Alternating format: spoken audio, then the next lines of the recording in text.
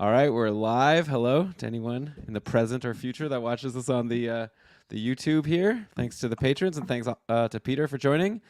Uh, I'll start the actual show.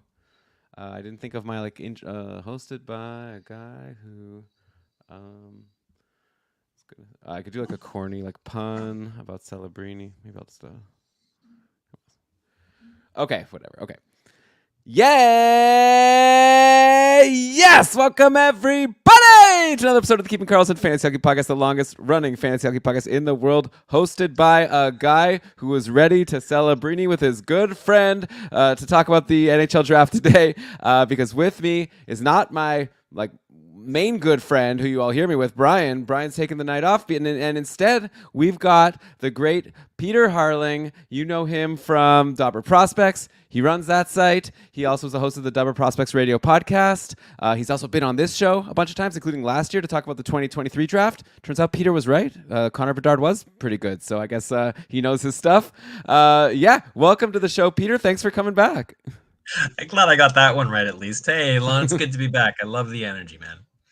Yeah, well, I'm really stoked to talk to you. I think some people might be like, wait, what took you so long? That's on me a little bit, like the NHL draft podcast, and we're here recording this on August 5th. But you know what? I kind of think like this is better. Like, correct me. Okay, you could call me on the BS if you want, but around the draft itself, you were dropping podcasts. Everyone was dropping podcasts. Who's going to listen to my podcast interviewing Peter Harling when you could have just listened to Peter Harling's podcasts with Victor? And so now it's like we've had some time to sit, we've had some time to think about it, maybe some opinions. I feel like this will be a fun chat. We're a month out, and we can talk about like what are our thoughts on all of these players who got taken and what their impacts are going to be. Sure, yeah. And you got people's fantasy drafts coming up too, I'm sure as well, pretty soon. Yeah, I'm actually in a dynasty draft. We started a Keeping Carlson dynasty league with some of the patrons. Brian and I are co-managing a team, so we've been drafting. This is so for not only players obviously taken in 2024, like we're drafting all the players, but our prospects draft is going right now. I actually don't really have many 2024 guys. I did draft Nabokov, the goalie that Colorado took, Ilya Nabokov. So I'll get your thoughts on him in a little bit. But I'm thinking for the plan for this show, Peter and I were talking before, we'll kind of go through the top 15 or so picks from the draft, get Peter's thoughts on what does he think about the player?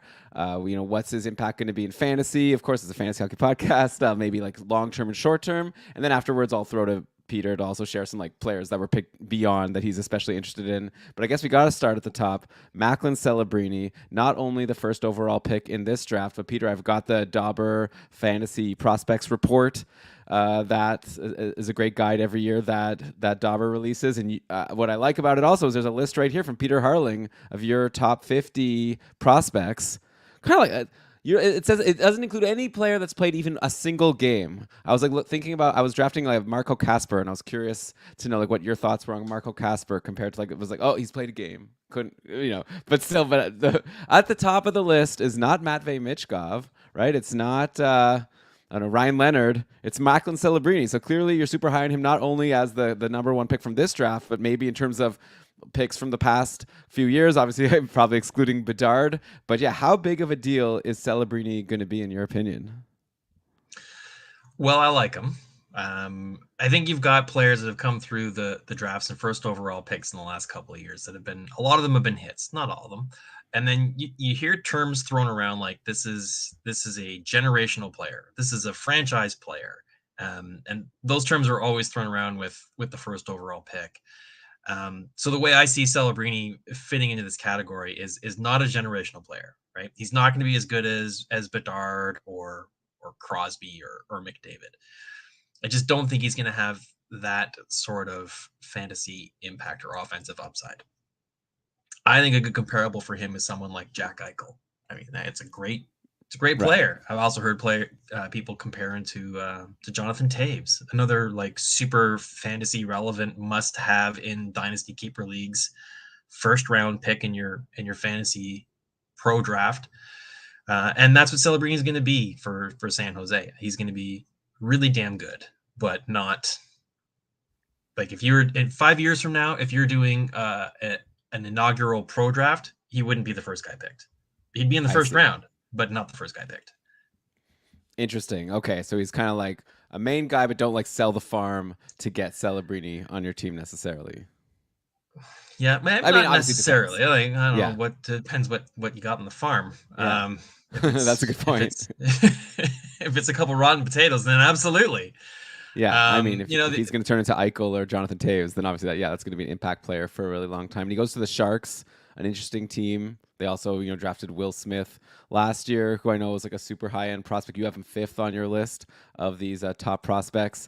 The word is Celebrini and Will Smith are both going to be playing this season, right? So, or that's what I've heard. You can correct me if I'm wrong.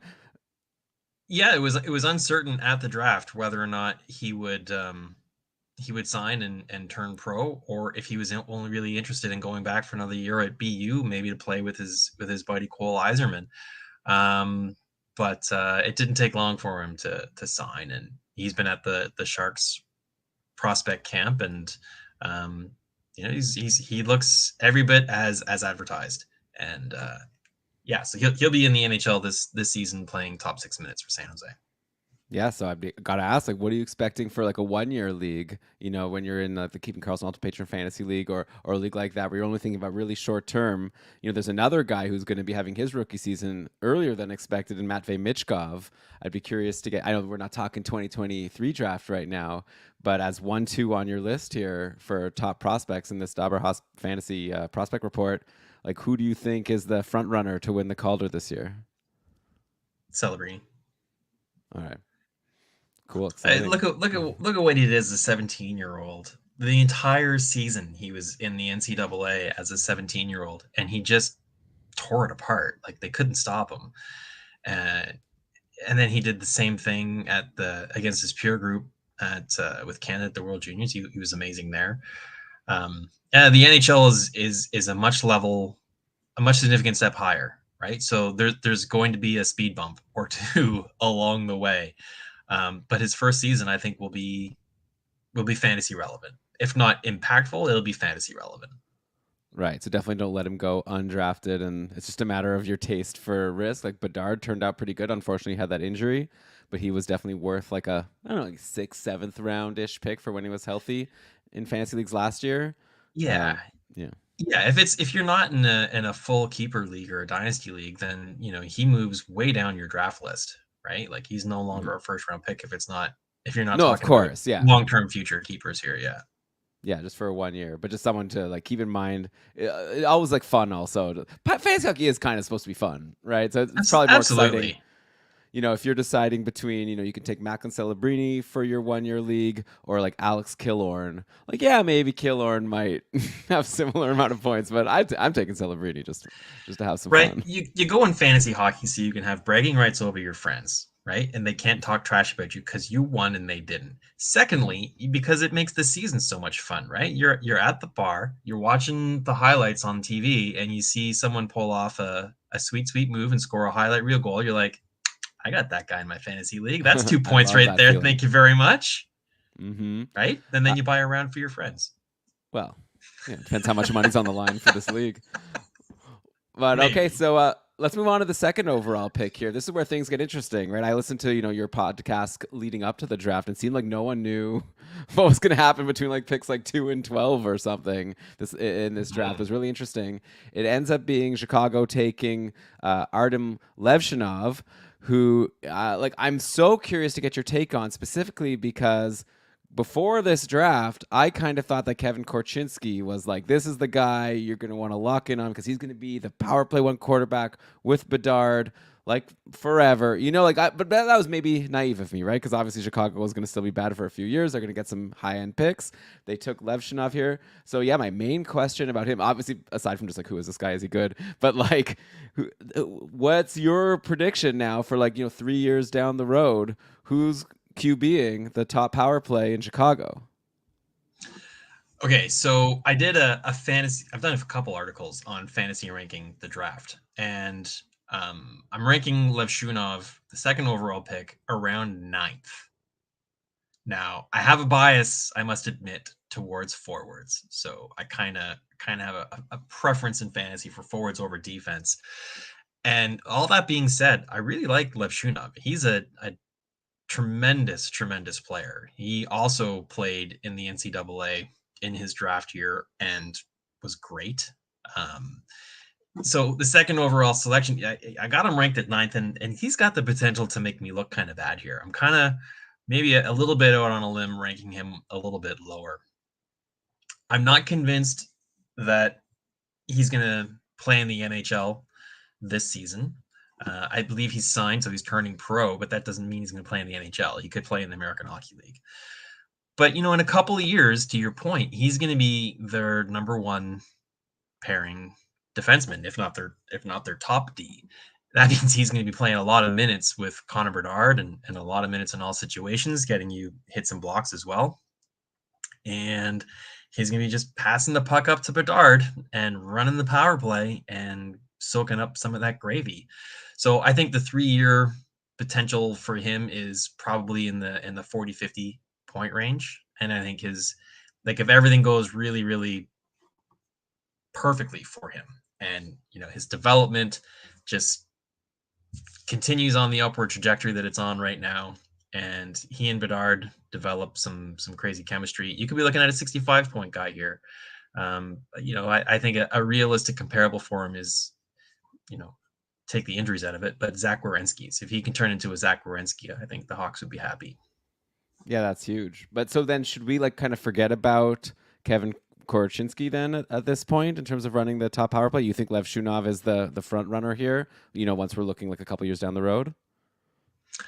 Yeah, I mean those guys will sort that out themselves, but I would lean that way. Yeah, and I'm not saying I'd forget about Korchinski. I'm not saying sell on him. He's that the clock is ticking. It's definitely going to be Lev Shunov's job. I'd put my money on it if I had to on Lev Shunov, but Okay, well, yeah. I mean, not I'll 100% definitely, on that. Yeah. I'll do the caveat for you that Peter does not know the future. I'm getting your opinion here, or what the vibes are from any of the cool glitterati you were hobnobbing with at the NHL draft that maybe gave you some insider info about what the Blackhawks organization is thinking. Yeah. But yeah, I mean, but what a 7th overall pick in Korchinski can't hold a candle to a 2nd overall pick, right? It just wouldn't make any sense, even though he was 9th for you, so that does complicate things. Well, there's NHL value, Elon, and then there's fantasy value, Of and course, those yeah. two things are not always parallel. And then, also not parallel are talent pools from season to season in different drafts. A guy who gets picked 7th overall in one year could be worth a 2nd overall pick in another, Of or course, vice versa. Yeah. that definitely tracks. Yeah. So then, yeah, well, I know for fantasy, in all of my fantasy drafts I've done, which is 2 now, that include players from this draft. And yeah, it wasn't Lev Shunov going 2nd in terms of fantasy value. It was the guy who ended up getting drafted 5th in Ivan Demidov. But of course, before him, a couple forwards that I don't know if you consider these surprises or not, but the Ducks could have had Demidov, who, at least in terms of fantasy from the people I'm playing with, seem to expect him to be the highest offensive upside guy. But yeah, the Ducks, and I believe this was a bit of a surprise to people, took Beckett Seneke, who was playing in the OHL last season. Were you as shocked as what I gather the world was? Yeah. Now, there was some chatter around the campfire in Vegas going into the draft that Seneca could be picked a lot higher than where people were ranking him, and some people were even throwing out the name Anaheim.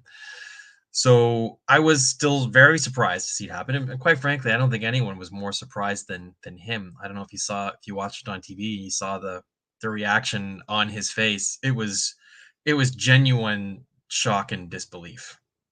When you could see he whispered to his mom, "What the f?" it That's was funny. it was one of my more favorite memorable draft moments. Actually, it was pretty awesome.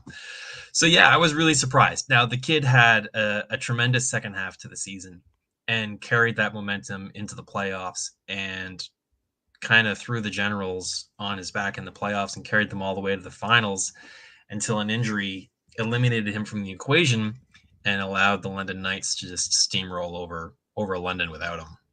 So that was a little disappointing for Generals fans, to be sure. But yeah, I mean, he's a player that I don't have him ranked inside my top 5 either for fantasy, and I might be a little bit low on him, ranking him as an eighth, but I'm thinking he's got the upside to be like a Boone Jenner. So better value in multi-cat banger leagues. He's gonna use his size to his advantage. Um, I think maybe a 60-point player, and if everything breaks right for him and he does well in Anaheim, he could play up to 85 points. I mean, that's pretty big. And like the Yeah, thing with Anaheim now also is becoming a little bit, I don't want to say crowded, but they have a few like really exciting high upside prospects, right? They've got Leo sure. Carlson, of course, Mason Cutter McTavish, Gauthier, Mason Cutter McTavish, Gauthier, Cutter Gauthier. Yeah, like a lot of size and a like lot of skill. are we getting to a point where like someone like a Beckett Seneca like is gonna have to struggle to get time on the top power play, or because there's also Trevor Zegras and there's Troy Terry. Like at some point, there's only so many players. Yeah, well, Seneca's got 2 more years of junior to play, and then probably a little bit of American Hockey League time. So we're talking 3-4 years before he's really in a position to challenge for an NHL job. So a lot can change on an NHL roster Yeah, in three right. or 4 years, and a lot can happen with player development in that time as well. So right now, I'd say he's looking like a promising top 6 player for them. Down the Mm-hmm. road, we'll see though. Yeah. So in your general, I'd be curious because you obviously are playing in like dynasty type leagues. When you're looking at players and trying to figure out where to draft them and how to consider their value, do you take into account kind of like the players like that might be in front of them on the existing NHL team, or are you more like this person's 18, like by the time they're 24, like who the heck knows who's going to be around? So like yeah, what's your mindset generally with thinking like that? Yeah, absolutely. Right. Like if you get a player who's drafted by a team and like an offensive defenseman and they're just loaded with offensive defensemen in their prime on their roster and have more prospects in their system that are of that mold, then yeah, you got to question like what's his opportunity with this organization. Hmm. But like you said, a lot can change in a couple of years, and you teams draft the best player available, and then they asset manage after that. What also I really look at, Elon, as well, is who drafts them. I think that's even more important, right? Because some teams are better at drafting and developing than others, right? So if a player gets drafted by, say, I don't know, the Edmonton Oilers or the New York Islanders, my interest meter, it's like it gets unplugged. It just goes bunk Mm. and hits the bottom. But if a team like Washington or Nashville or Anaheim drafts a player, we may have something here.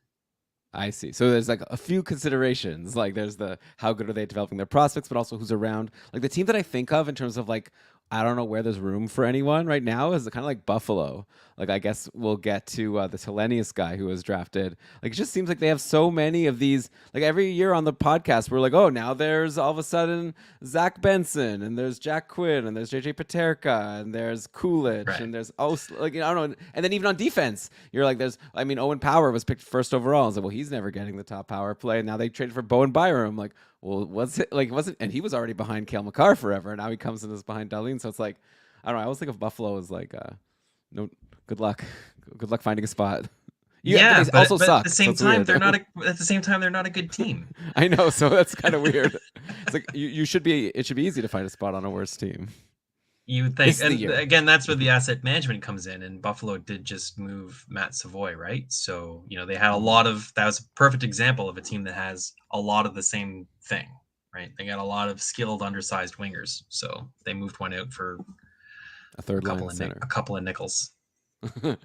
So, what a quick take, if you don't mind, Matt Savoy going to the Oilers. Is that like going to be huge? Is he going to be a really big deal? Do you think top If sixer with? Yeah, if I'm a player that has him on my fantasy roster, I'm happy with that move, right? Because he's got the opportunity to play with McDavid, and if that doesn't work out, well, I guess we'll settle for Drysdale maybe. Yeah. Yeah, and Edmonton has a pretty terrible prospect pool, so there's a lot less roster competition from him behind, pushing him out of a position or usurping him. So Edmonton's Stanley Cup finalist, so it's going to be hard for him to crack that roster, but I do like the opportunity for him, yeah, for sure. All right, so getting back to this 2024 drafter, fourth overall, Columbus takes Caden Lindstrom, who you have ranked as your third, like fantasy value, after just Celebrini and Demidov, who we'll get to next. So Columbus also a team that has like a few interesting young players, including of course Fantilli, who they drafted last year. How do you think Lindstrom fits in? I noticed that he's a center. Fantilli's also a center. Is there going to be like who's number one?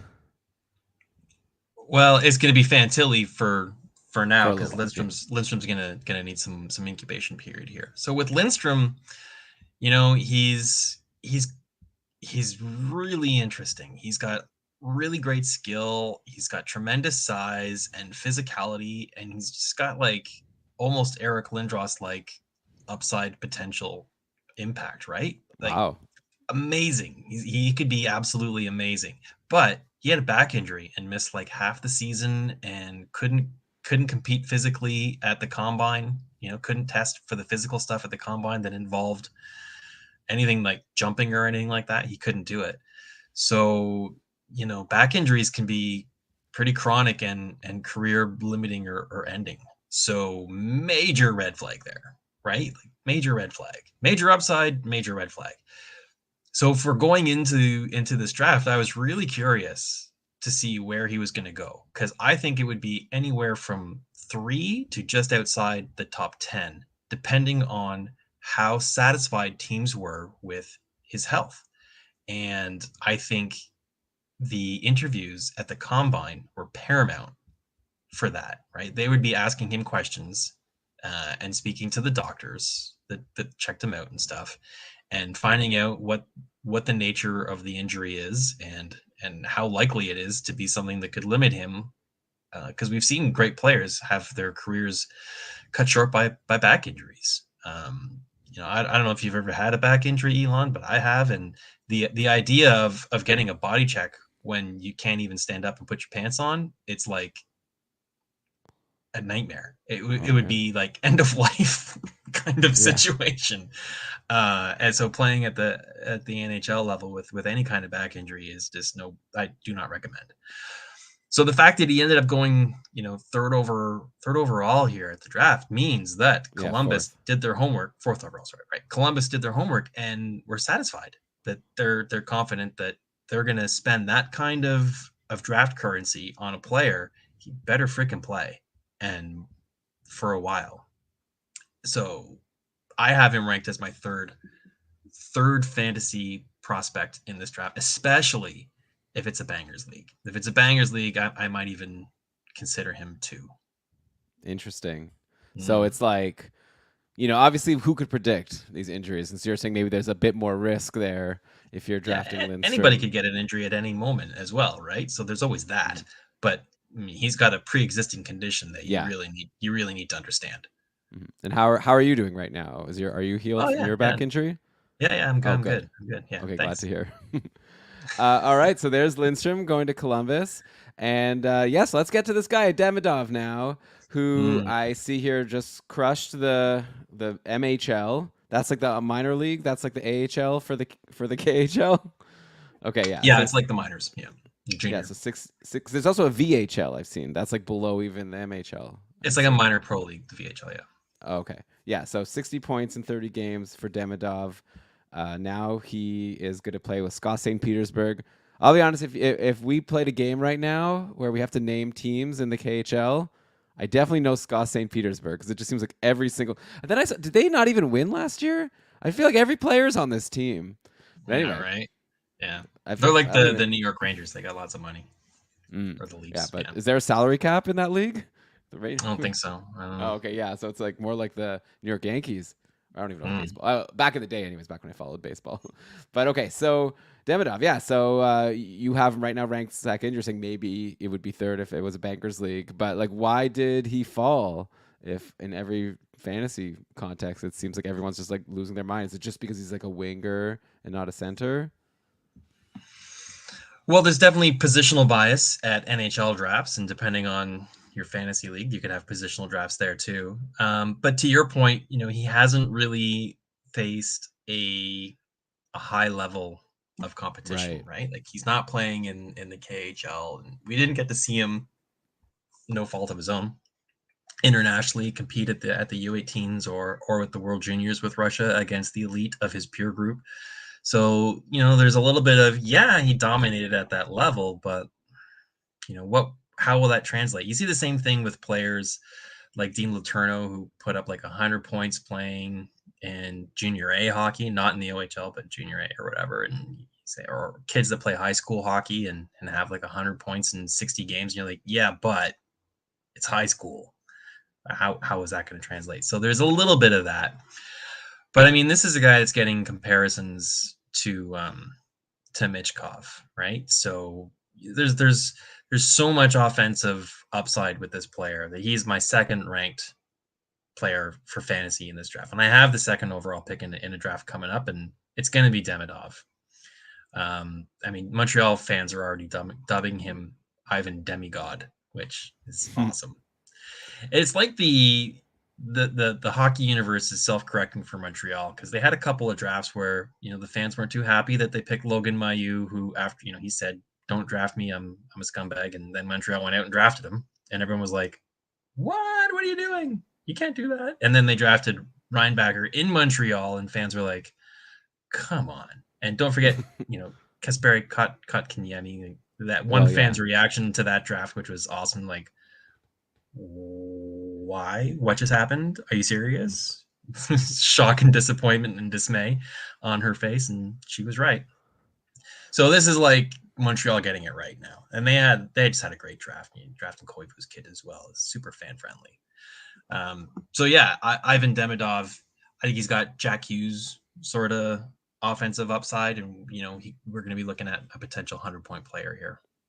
That's wild. So like yeah, the Habs now, they got Slavkovsky, of course, and now Demidov.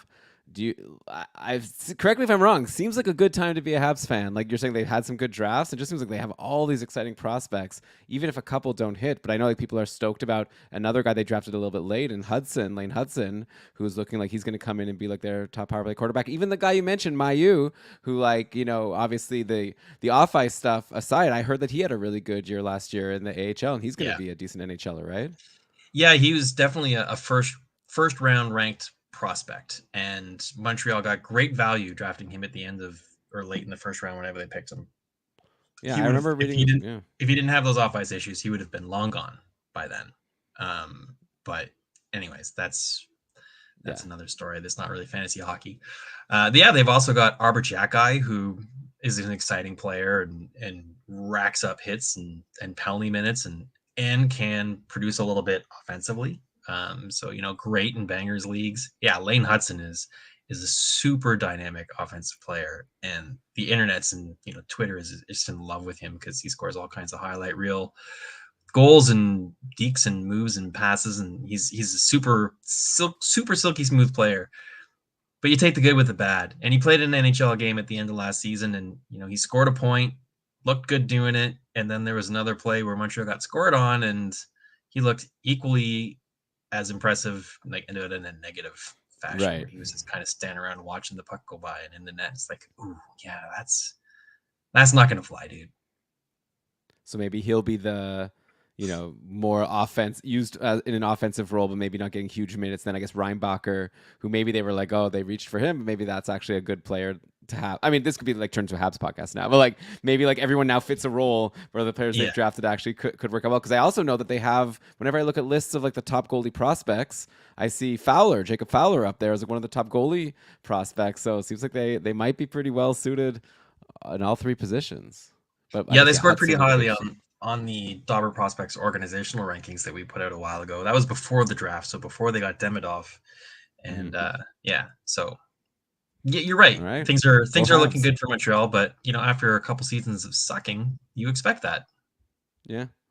They also got, if we could just jump ahead, 21st overall, Montreal had another pick, and they took a guy, Michael Hage, who I'm seeing a lot of projections as like, people love to just do those tweets about like, here's the Habs lineup in like 3 years. I'm so stoked. And like, I keep on seeing Hage as a second line center. I guess it would be between him and like Kirby Doc if he's still around. What do you think the upside there is of Michael Hage?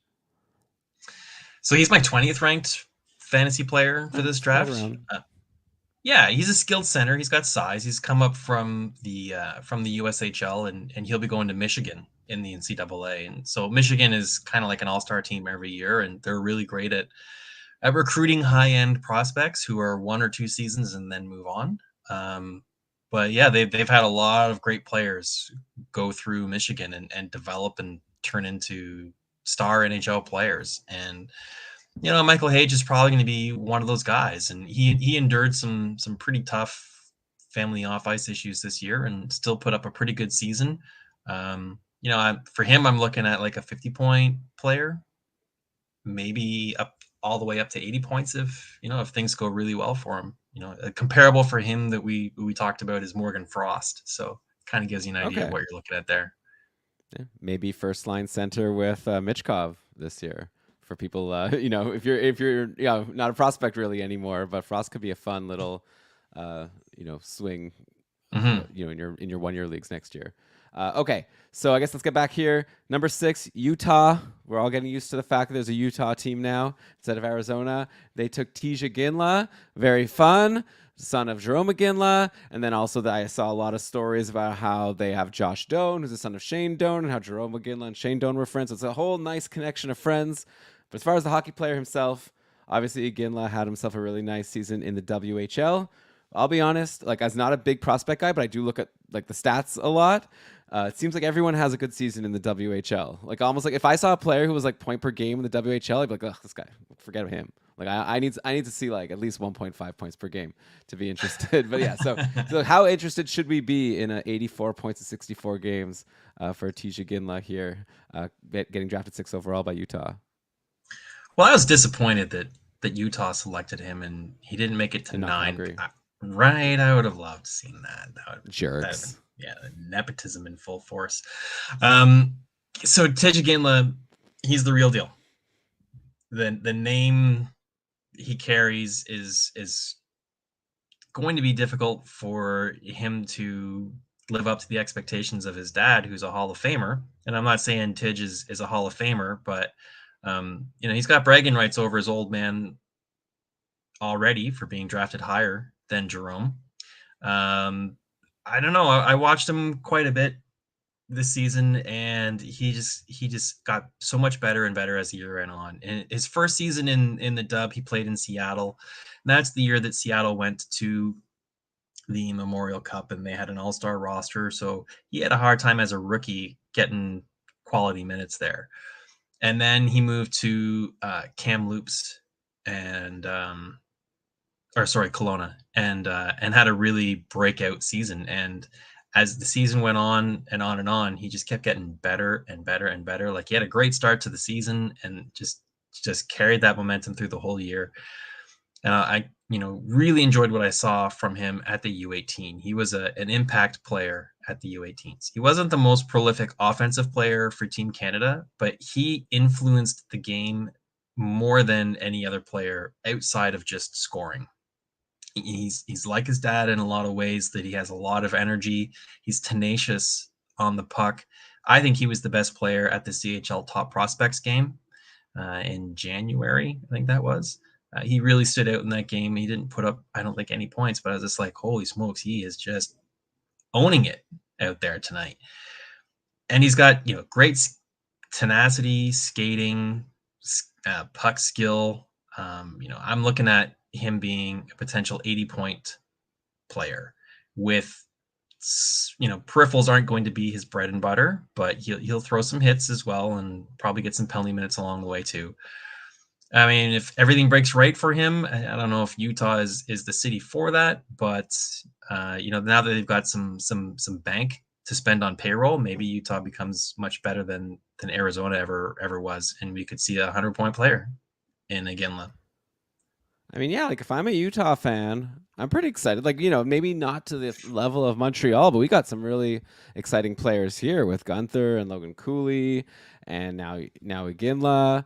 Yeah, obviously, they still have Keller. Like, that's a pretty fun group. And I Yeah, haven't even mentioned that they until traded for Sergachev.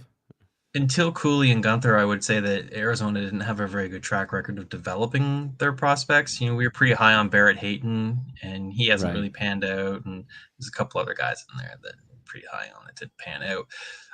So, and I mentioned earlier that there's certain teams that are better at drafting and developing, and it's hard not to draft well when you get the 6th overall pick, right? Like you're going to get a good player. Let's see how he develops. Hmm. I'm feeling good about the new regime that's running things in Utah now than who has been previously running them when they were in Arizona, going back a decade or so. So um, I'm optimistic for Tidge. I think he's a great player. I Cool. draft him inside my top. I got him ranked 6th, but maybe top 5 for sure. Yeah, and I see like there's some defensemen who, at least in your ranking here, you have ahead of him. But again, it all comes down to maybe your needs in fantasy. By the way, since I mentioned him, Josh Doan really quickly played 11 games last season and had 9 points. Is that like? I know he's like not supposed to be like a big huge guy, but I'm just curious to get your quick take. Is what we saw from Josh Doan at all for real? Like, or is it like Tisha Ginla is like a level above, like by a lot? Yeah, no, Doan's a player. You see guys come up from Europe or the NCAA and have a cup of coffee at the end of the season, in the American Hockey League or in the NHL, and get their feet wet at the pro level, and they can put up some pretty good points. And that doesn't always necessarily mean that's going to carry over into the following season, because you have to understand the context that of those handful of games that they played. Were they playing against teams that were like, what was on the line in those games? Is he Good playing point. Yeah. on a team that's out of the playoffs against a team that's secure and they're in, or another team that's just out? There's like nothing at stake in that game. Then they score 2 points in it. Well, that's not the same as scoring 2 points against a team that's fighting for their life. Hmm. And so So you don't want to read um, too much into it. generally speaking, no. But yeah, no, Doan is, I think he's a legit prospect. So depending on the size of your fantasy league, he could be very relevant or not at all. Gotcha, gotcha. Okay, so back to this draft here. So the Sens went next. They took a defenseman, Carter Yakimchuk. I saw some people saying that it was a bit of a reach, but also I'm seeing a lot of people saying that this Yakimchuk guy is going to be a really big deal. Ottawa's been a very confusing team to try to figure out like who is their like top power play guy, especially back when they had Chikrin and there was like Shabbat and Chikrin and obviously Jake Sanderson. Now Yakimchuk comes in. Like if you're even just comparing prospects, I don't know if Jake Sanderson still counts as a prospect, but like are we talking similar level or is one of them like clearly above the other? I'm curious to get your take on just like where does Yakimchuk fit in now in this Ottawa prospect depth chart?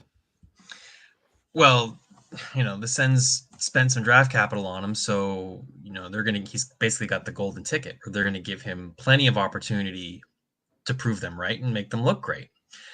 Was it a reach picking him where they picked him? I don't know if reach is the right word, right? Like he's a 6'3" right shot defenseman who's physical and can hammer the puck. So there's a lot to like here. However, what really made me scratch my head was they selected him and passed on other other options like Zeev Bouillon or even Zane Perek. I got those guys ranked higher for fantasy and real life NHL. I mean, Yakimchuk is, like I said, he's got a tremendous set of tools in the box, but he's got to put it all together. And if he does, you're looking at like a Brent Burns kind of guy, right? So I could see him being anywhere between like a 50 to 65 point offensive defenseman. I just I don't understand how they would have passed on the likes of Zeev Bouillon, particularly with this selection. And where he fits in the Sens roster, like I said, they're going to give him the golden ticket treatment here, and they moved out um, Chikrin to Washington to Yeah. to open up some space in there. But they still have Shabbat and they still have Jake Sanderson, and those guys are long term players for the Sens, so they can be quite patient with Yakimchuk. And there's going to be a good incubation period on him. And bigger players usually take longer as well, right? Like they take a little bit longer to get their footing and put it all together. So you're playing the long game with Yakimchuk. I mean, even Brent Burns, if I recall correctly, took him quite a while to make a big impact in the NHL before he turned into like one of the best fantasy assets for a few years, being a That's defenseman right. and getting all those shots and everything. Yeah, I'm looking at Brent Burns now. Yeah, played a bunch of seasons in Minnesota where he topped out one season with 43 points, and other than that, like was a 20, 30 point guy. Didn't he like go to forward at some point? I remember there was something. There was like a couple seasons where Burns was like forward eligible. That's right. Yeah, yeah. He was a fantasy must-have. Like he did pretty much everything except for win faceoffs. Pretty incredible. But yeah, so we'll see what Yakimchuk could do. And yeah, I guess teams passing on Zeev Buyum, like that's going to be a theme of these next few players we talk about. But before we get to the other defensemen who were taken ahead of Zeev Buyum, because there's going to be a bunch of them, we got one more forward here before we get to a D run. Berkeley Catton, who went to Seattle, and I've seen him being ranked higher than like a Tijiginla or even like a Beckett Seneca, like, you know, these guys we've talked about in terms of fantasy drafts. And I see you have Berkeley Catton here after Lindstrom. But yeah, before Tij, did Seattle get a steal here at 8th overall? Yeah, he's a dynamic offensive player. I'm surprised Buffalo didn't draft him because he's a little bit undersized. But he was the top scoring player in this draft class. He had 115 points. And he scored at a pace that in the last like 20, 25 years or whatever, the only players that have matched the point production in their draft year that that Berkeley Catton put up are guys like Crosby, Kane, Bedard. Like he had a monster season. So why is he Um, following? well, he's not very large. I think he's Right. 5'10", something like that. Um, at the draft, I had an opportunity to talk to Ron Francis at the media podium, and I asked him. I said, "What are your, you know, Brooks Catton had a monster season in the WHL. He was a prolific offensive player. What are your expectations for him when he gets to the NHL?" And he says that he has some more monster seasons, which I thought was a great answer. But I think the comparable I have for Berkeley Catton is someone like Logan Cooley. I mean, this could be a 100-point player. That would be a best case scenario, but I think his floor is around 80, 85 points. So there is a lot to like here. But, Seattle's an interesting team. They're an expansion team. They're only 2 or 3 years into the league, but they don't have a lot of holes in their roster or opportunities in their roster. And you got Shane Wright, who is the top ranked player who got picked fourth and has had difficulty cracking Seattle's roster to date. I think this is the year he does it. I think he plays full time in Seattle, especially if they don't get Matty Beniers signed under contract. But even if they do, I still think they're going to fit him in and give him top minutes a night. You're talking about Shane Wright now for next Yeah. year. Yeah. Yes, that'll be interesting. And then yeah, we'll see Yeah. how Catton fits in. Like, and okay, and assuming that Beniers does get signed, if you were drafting a new dynasty league, like how are you ranking those three? Assuming those are the top three prospects in Seattle now, right? And Beniers and Berkeley Catton are under 23s or even under 22, I guess. Like, yeah, Oh. is that too hard? Are they like really close, all three of them? Shane Wright's third. And I love Shane Wright. I live in Kingston, so saw a lot of him. But as great as a player as he is, if you're talking a fantasy draft, I like the other guys more. Okay, what about Yeah. Catton versus Beniers? Oh, that's a Sorry. tough one. I just Well, love these. I It's mean, easier to be the question asker, obviously. sure.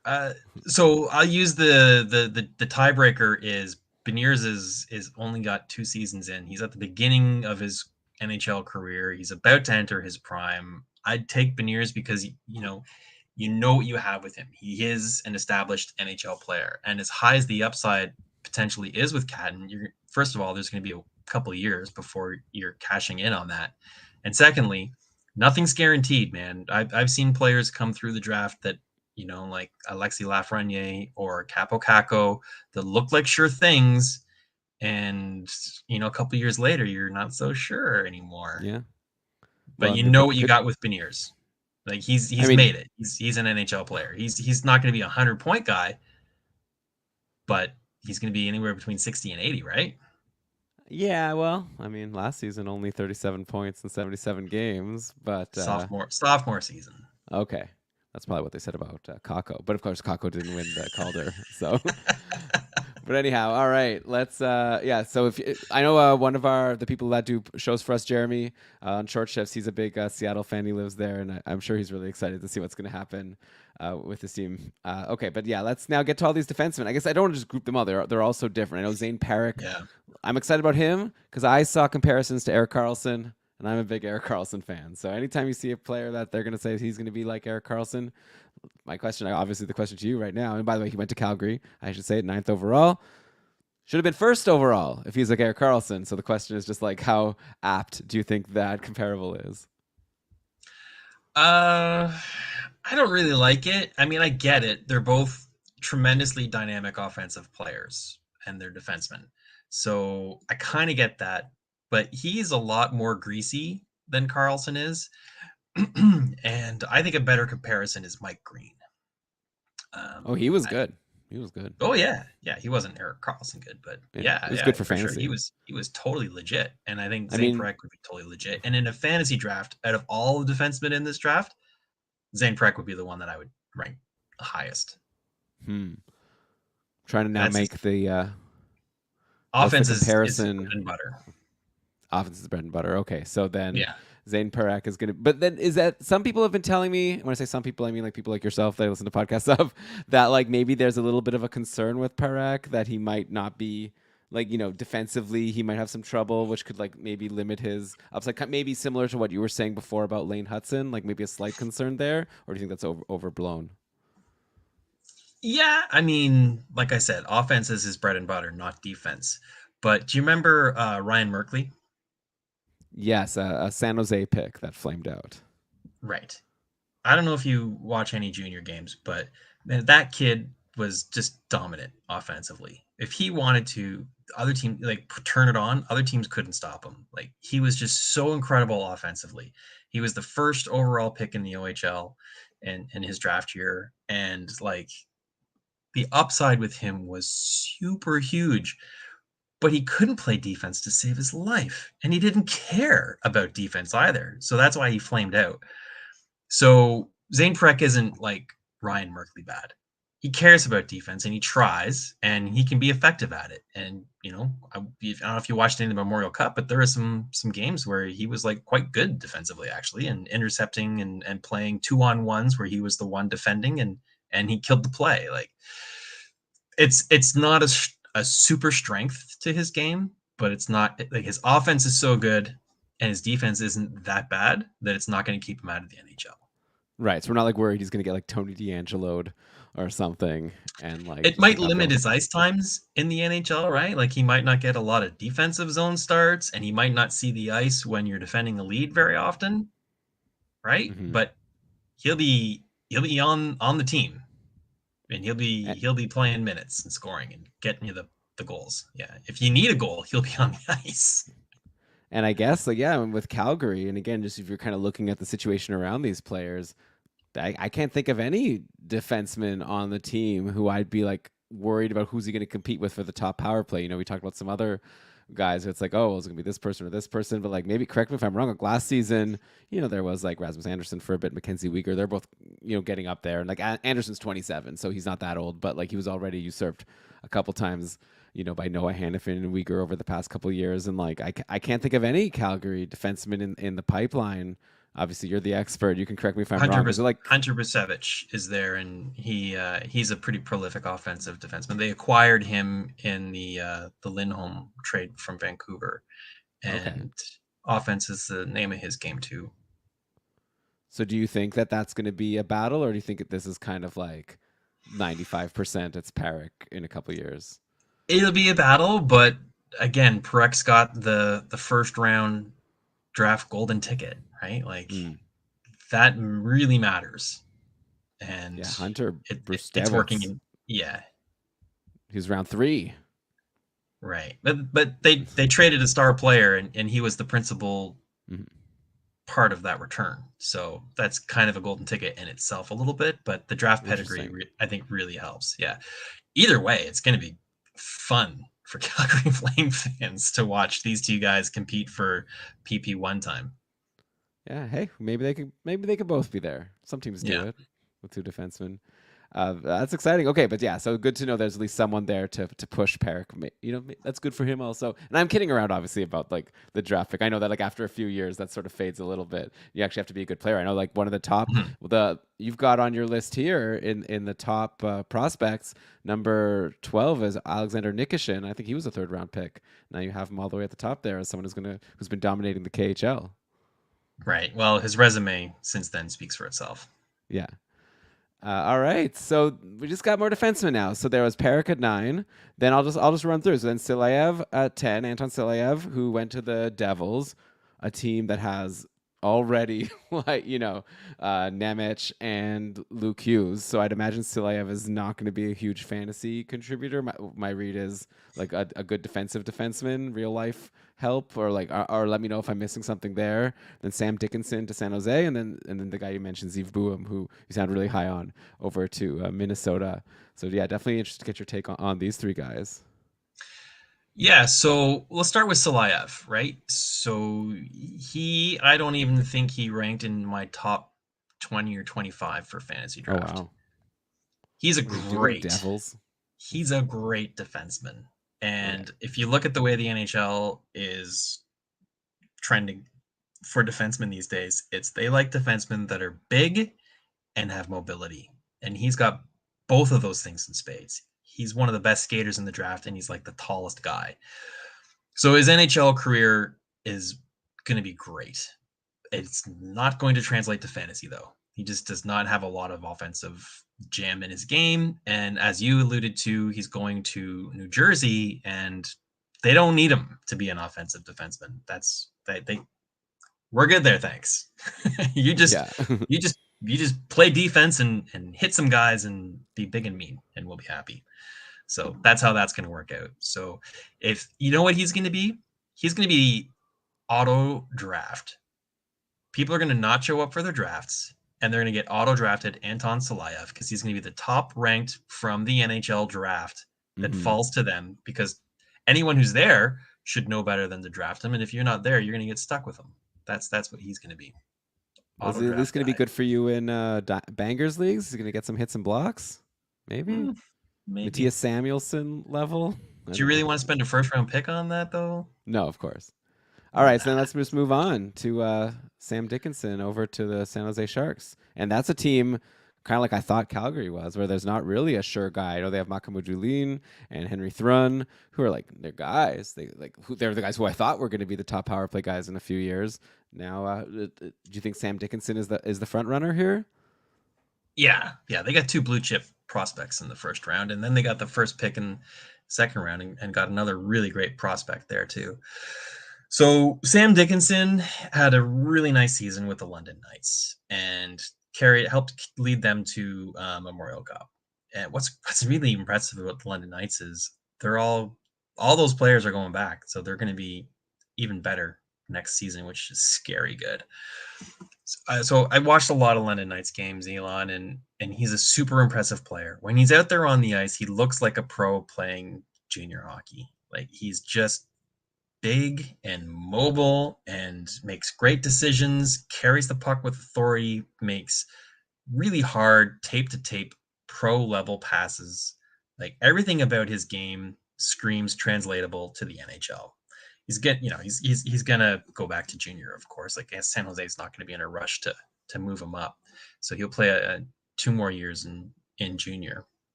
Last year might be kind of questionable. Like he'll be way too good for junior, but not eligible for the American Hockey League. And if San Jose is wise, they probably just let him incubate. Maybe they give him the Shane Wright treatment, where they let him play 9 games in the first couple months of the season, give him a conditioning stint in the American hmm Hockey League for a week or two, and then send him back just in time for the World Juniors and a championship run with London or something like that.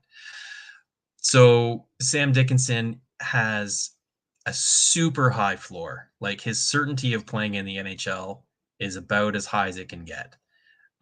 His offensive and fantasy upside, though, isn't as great. It's not bad, but it's not as great. Like I'm not saying he's a lock to be a PP1 guy like Perek is. He's not even a lock to be a top pairing defenseman, but he's gonna play for a long time. He's going to get big minutes too.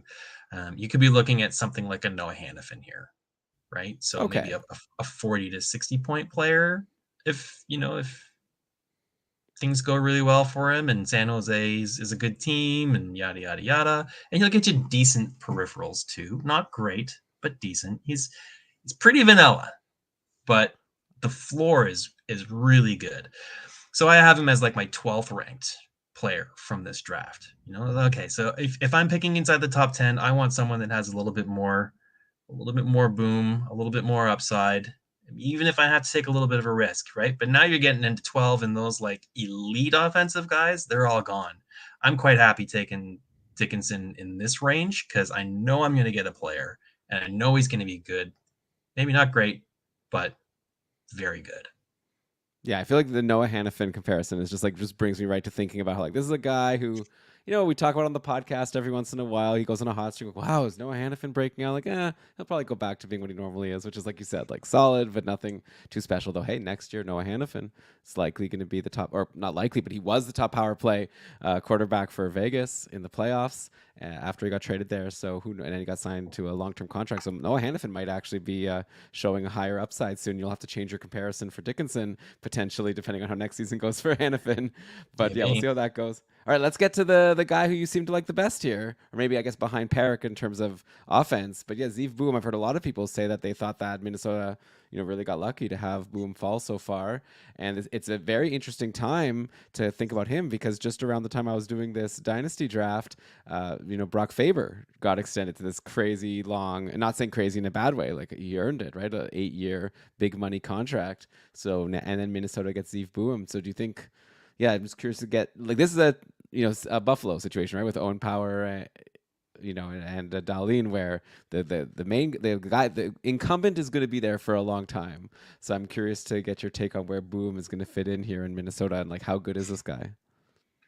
So all through Brock Faber's career, he was dubbed as like a defensive defenseman. And then, he graduates from college and goes to the NHL, and all of a sudden he starts putting up points. People are like, wait a minute, this guy's supposed to be just defensive. Um, so Bouillon had a season for the ages, right? He goes into the NCAA as a draft eligible freshman and dominates the league. Wins gold medals with USA at the U18s and at the World Juniors. Then he finishes the season and gets a national championship. Like, he won everything that you could win in his draft year. And I don't understand how he wasn't like the first defenseman picked in this draft. You watch his game and you try to find weaknesses that he has, and there aren't any. He's not 6'4", I guess, but he's not undersized. He just plays so well defensively. He influences the game in a lot of different ways. He can carry the puck. He skates well. I've seen people throw out comparisons like Scott Niedermayer, which is pretty generous. But all Scott Niedermayer ever did was win as well. I think a more realistic or contemporary comparison would maybe be Josh Morrissey, a defenseman that I really like as well. And for a defenseman for Zeev Bouillon in Minnesota, it's going to be the Bouillon Faber show on the blue line going forward. And, Bouillon will be the more offensive of the two, and Faber will be the anchor on that team. And they're going to be very, very good for a very long time. I think the upside with Bouillon, in time, we might look back at this, Elon, and say, look at the information they had at the time. How did people not rank Zeev Bouillon the number one defenseman in this draft class? Like, yeah, there's other Right. guys that are good, but like the kid is just winning everything. And it's not because he's a passenger on good teams. He's part of why those teams are winning, and a very big part of why all those teams won championships. Pretty impressive for a guy that's 18 years old, if you ask me. I wonder if he's thinking like, what did they want from me? What else could I have done to get Right? higher than 12th? It's a fair question. But yeah, but that's interesting how you said about what you think is going to happen in Minnesota. It's like I think if you're in a cap dynasty league, maybe you're a little bit concerned with Brock Faber. Like you're paying this like huge salary, might be for more of an IRL player once Boehm comes in, and if he's this great and he like takes top power play, all of a sudden you're like, wow, I'm really locked in for like what was it, 8 million a year or something for Faber. So hey, but the cap's going to go up, and Faber's obviously Yeah, going to play a lot and be really good, but might not have yeah. the That upside if he's not running the power play.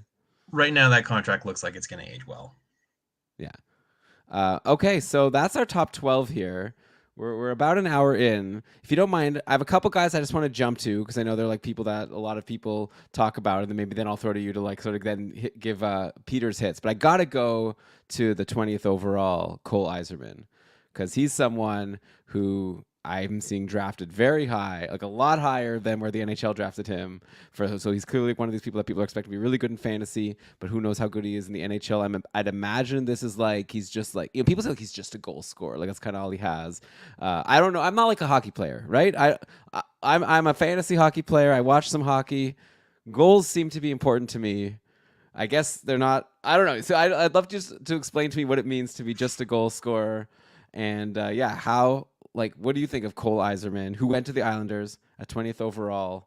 What's the upside here for fantasy? Right. So he's in this draft class. He's the best goal scorer. That's all there is to it. Yes, he's a bit of a one-trick pony.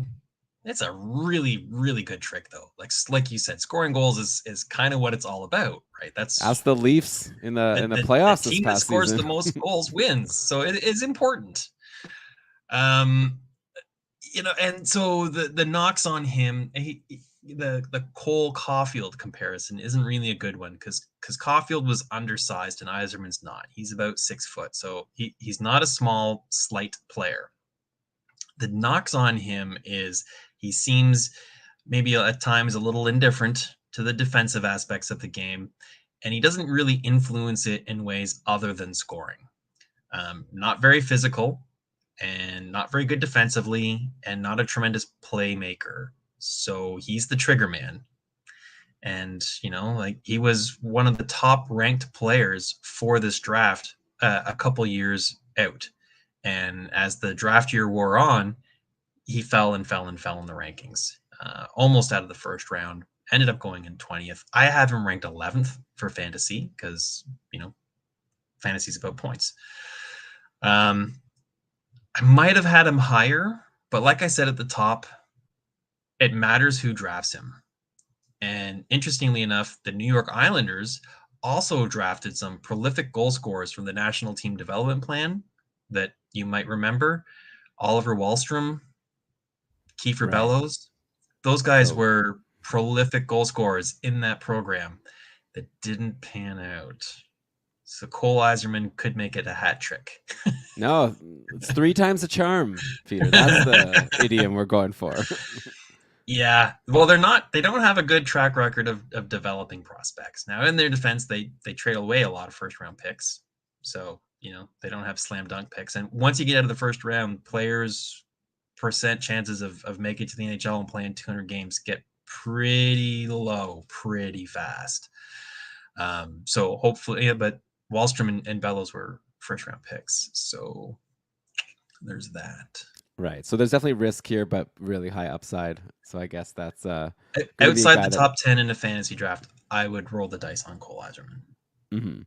Because like a lot of these players, I feel like you're saying, like outside of the top 10, we're starting to get to guys where like even if they hit their upside, it might be like I said, like a Noah Hannafin, or you can have a guy who's potentially like scoring you 30, 40 goals. Maybe he's like a Jeff Skinner who was like really good for a little while. I'm just throwing names out there. I wonder if a Yeah. comparison could be like, like Patrick Laine right now is someone who's a really good goal scorer, but has had some trouble, and like sometimes he's looking great, and sometimes he's like getting benched. So I wonder if that's like maybe a concern. Yeah, I think maybe. I think Laine's troubles are different, right? I mean, he can impact the game physically. Right. But I think Laine's challenges are like he's injured a lot, and he just got out of the player assistance program for Well, that's a whole other thing. Yeah. We'll yeah. see if he's even. That'll be an Tyler interesting thing to Toffoli's follow. a good comparison for Iserman, I Oh, think. okay. So another player I just want to jump to quick is the first goalie off the board, Ilya Nabokov, who went to Colorado in the second round. he's interesting to me because he's older than all these other people. He's already 21. So I guess that means he was eligible for drafts before, but no one wanted him. And then last year he was in the KHL as a rookie, and I believe I read he won the Rookie of the Year in the KHL, and he had a really good season, a 930 save percentage. And so this could be because I feel like normally when I'm doing fantasy drafts and I'm looking at like the entry draft and goalies who were taken, it's like, well, I don't want to draft a goalie and then wait like 6 years before I'm going to be able to get this guy on my fantasy team. But it seems to me like Nabokov is already like could be coming soon, right? I think I saw that he has another year on his contract, and then maybe he could come over to North America right after that. Maybe a year in the AHL. Maybe we're looking like 2 years out. So I'm just curious. Obviously, you're not a goalie expert, but from what you've heard, like what's your take on Nabokov? I've already said Nabokov and Nabokov, so I'm just like covering my bases in case one of them's right. Yeah. But yeah, so what do you think about him and his upside as a helpful goalie in fantasy? Well, I'm interested. He's a double overager for the draft. So he's already 21 years old, right? So you think that the incubation period on him could be a little bit shorter than other guys you'd get out of this draft class because he's more developed, he's older, he's had more time to round out his game, and he's kind of come out of nowhere, right? Like he played one game in the KHL in 22-23, and then last year it's like he sold his soul to the devil and got great and led his team to the Gregorian Cup and um, Yeah, he beat SKA was St. Petersburg. yeah, Who yeah, does that? he was the MVP. And it's I didn't watch any of it, but on Victor's other podcast, Fantasy Hockey Life, they were talking about a Colorado preview episode, and they had Kat Silverman on, and she was waxing eloquently about him, saying that he is the main reason why they won. Like he didn't just win being the goal to being good enough Mm, on a good team, right? Like Vegas's goalie when they won. He was just okay, but Vegas won that. Like no, right, Aiden he Hill. he was a big reason why they won the KHL championship. Wow. And yeah, and so what is okay, so that's all impressive, right? Like he's got second round draft. He's 21 years old already. He had a monster season at a really good level of hockey last year. So now the next question you have to ask yourself is what's his opportunity in Colorado? Well, they've got Georgiev and Noonan, The- and that's it, I was like, did your right? So video it's good. freeze? Okay. No, I'm like And pausing Georgiev for also, pausing for yeah. dramatic purposes. And Georgiev only has a year left on his contract, I believe. So he might be out of the picture, like, Yeah, come a year from now. yeah. So there's a lot to like about that profile, and I think he should be the first goalie drafted for those Yeah. reasons, right? Yeah. And maybe you like reach a little higher if you need a goalie. Or if you're like in my dynasty league, my cap dynasty, well, I'm in two now, but the one that I've been in for a while, like goalies are gold. Like if you can get a goalie that's going to be good and like play, like even a backup goalie is pretty valuable. But if he potentially be the starter on Colorado, that could be something.